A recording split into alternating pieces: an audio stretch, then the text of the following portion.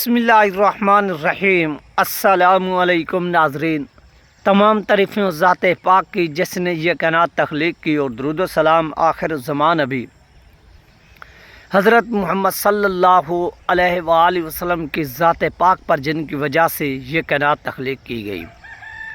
ناظرین، آج کی ویڈیو میں ہم بات کریں گے کہ سعد رضوی جیت کر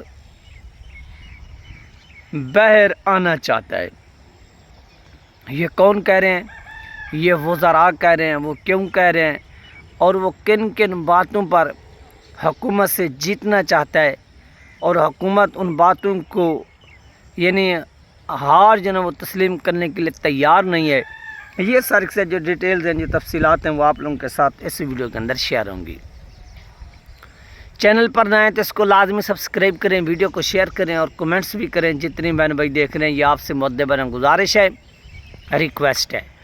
تو چلتے ہیں ناظرین اپنے ٹاپک کی جانب۔ ناظرین، سعد رضوی جیت کر باہر آنا چاہتا ہے۔ اب وہ کیسے جیت کر باہر آنا چاہتا ہے؟ صاف ظاہر ہے کہ جو بندہ جب کسی گراؤنڈ کے اندر اترتا ہے، وہ محنت کرے، یعنی وہاں پر وہ اپنا پسینہ بھی بہائے، وہاں پر وہ اپنا خون بھی بہائے۔ وہ اپنا پسینہ، اپنا خون کس لیے بہا رہا ہوتا ہے؟ یہ ایک پہلا کویسچن ہے۔ یعنی آپ کوئی ہارڈ ورک کر رہے ہیں، آپ کس لیے ہارڈ ورک کر رہے ہیں؟ آپ اپنا خون پسینہ کس لیے بہا رہے ہیں؟ اگزامپل کے طور پر کہ ایک مکان بن رہا ہے، وہاں پر ایک جو مزدور ہے، مزدوری کر رہا ہے، اس کو پسینہ بھی آ رہا ہے، وہ پسینے سے شرابور بھی ہے۔ وہ کیوں وہاں پر پسینے سے شرابور ہے؟ کیونکہ اس نے شام کو اجرت حاصل کرنی ہے، کچھ پے حاصل کرنی ہے، اور وہ اس مقصد کے لیے وہاں پر اپنا جو خون پسینہ ہے وہ بہا رہا ہے۔ اسی طرح اگر سعد رضوی صاحب کے ورکرز نے اپنا پسینہ بہایا ہے، ان کے ورکرز کا خون بہایا گیا، تو اس کے بدلے میں اگر مزدور منزل مکان تیار کر کے دیتا ہے، تو یہاں پر بھی جن لوگوں نے اپنا خون دیا ہے، خون بہایا گیا ہے، ان کا بھی تو کوئی مقصد ہے، ان کی بھی تو آخر کوئی منزل اور مقام ہے نا۔ وہ منزل، وہ مقام، وہ مرتبہ، وہ نظام مصطفیٰ ہے۔ یہ بات آج سب لوگ اپنے ذہن میں بٹھا لیں۔ اب سعد رضوی کی رہائی میں پرابلم کیا ہے، یا ان کو منظر عام پر آنے میں پرابلم کیا ہے؟ نمبر 1، ہزاروں کی تعداد میں آج بھی لوگ جیلوں میں بیٹھے ہوئے ہیں۔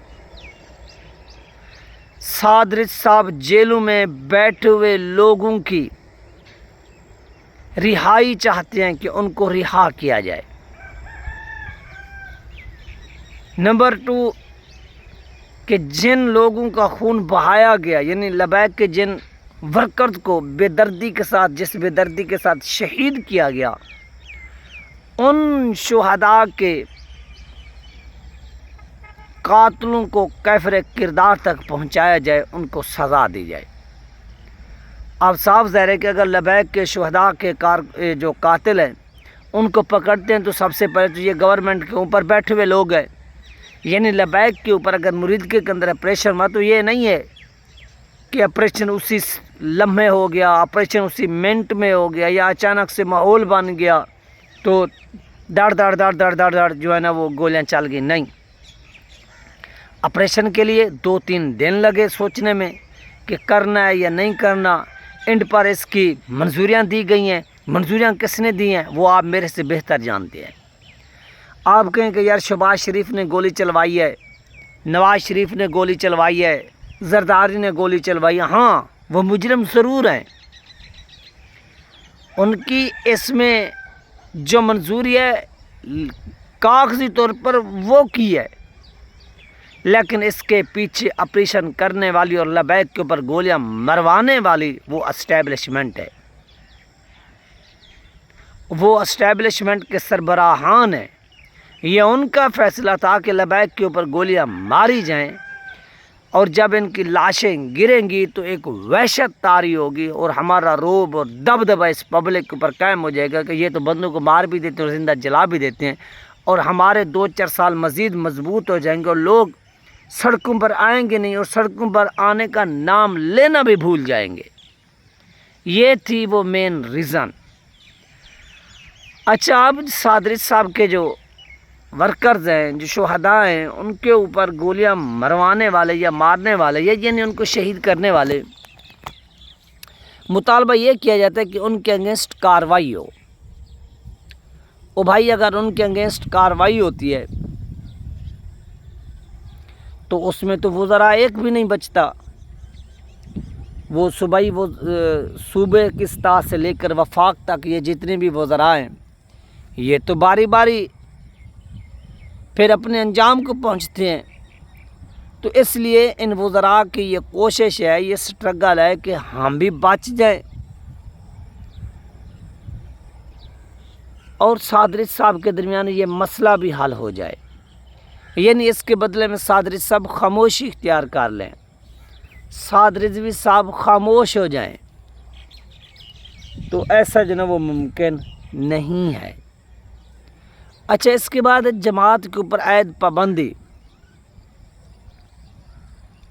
کہ جماعت کے اوپر جو عائد پابندی ہے وہ ختم ہو جائے۔ اب صاف ظاہر ہے کہ جماعت کے اوپر عائد پابندی جب ختم ہوتی ہے تو ان کو جلسے کرنے کی اجازت مل جاتی ہے، جلوس نکالنے کی اجازت مل جاتی ہے، سیاست کرنے کی اجازت مل جاتی ہے۔ اگر وہ جلوس نکالتے ہیں، وہ سیاست کرتے ہیں، وہ جلسہ کرتے ہیں، تو آٹومیٹیکلی اس چیز کا جو پریشر ہے وہ گورنمنٹ کے اوپر پڑے گا، اور گورنمنٹ اس وقت نہیں چاہتی کہ کوئی بھی تحریک، کوئی بھی موومنٹ وہ ان کے انگینسٹ چلے۔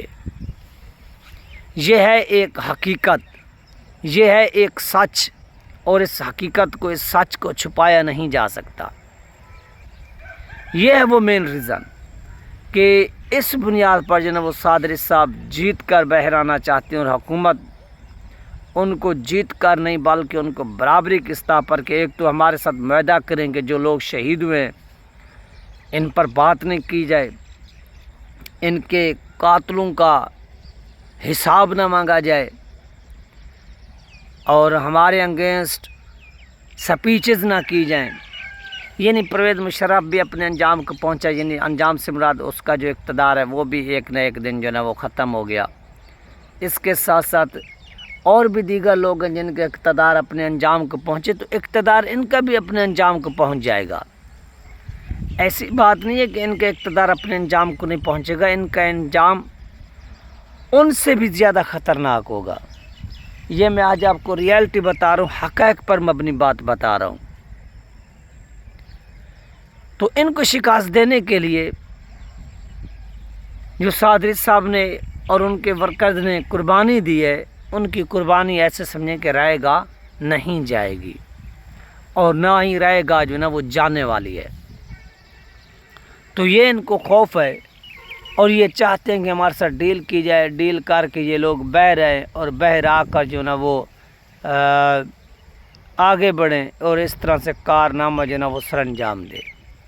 یہ ہے ان کا ڈریم، یہ ہے ایک ان کا خواب، اور اپنے اس خواب میں یہ موجودہ اقتدار میں بیٹھے ہوئے لوگ کتنی حد تک جو نا وہ سکسیسفل ہوتے ہیں، کتنی حد تک جو نا وہ یہ کامیاب ہوتے ہیں، لیکن مجھے نہیں لگتا کہ یہ کامیاب ہوں۔ جو اقتدار میں بیٹھے ہوئے لوگ ہیں، اور صادری صاحب کسی بھی صورت جو ان لوگوں کے ساتھ کمپرومائز ہونے کے لیے تیار نہیں ہیں۔ صادری صاحب کسی بھی صورت ان لوگوں کے ساتھ کمپرومائز کرنے کے لیے تیار نہیں ہیں، اور ان کو اپنا جو اقتدار میں بیٹھے ہوئے لوگ ہیں ان کو اپنا انجام نظر آ رہا ہے، اور اس لیے یہ صادری صاحب کو یہ کہتے ہیں کہ اگر ہم نے ان کی تمام ڈیمانڈز اور مطالبات مان لیے تو آٹومیٹیکلی ہماری ہار ہو جائے گی، ہم ہار کی طرف چلے جائیں گے، اور ہم ہارنا نہیں چاہتے، ہم جیتنا چاہتے ہیں۔ یہ کون کہتے ہیں؟ جو اس وقت اقتدار میں بیٹھے ہوئے لوگ ہیں، وہ اقتدار میں بیٹھے ہوئے لوگ جو 2 نمبر راستے سے آئے، جو اسٹیبلشمنٹ کے تسموں کے ساتھ چپا کر جو ہے نا وہ پارلیمان تک پہنچے ہیں۔ یہ ہے ایک ریالٹی، یہ ہے ایک حقیقت، اور اس ریالٹی سے اور اس حقیقت سے انکار نہیں کیا جا سکتا۔ تو یہ تھی اہم ترین اپڈیٹ جو آپ لوگوں کے ساتھ شیئر کی گئی. آپ اپنا خیال رکھیے گا اور مجھے دعاؤں میں یاد رکھیے گا. ملتے ہیں نیکسٹ ویڈیو میں. اللہ حافظ.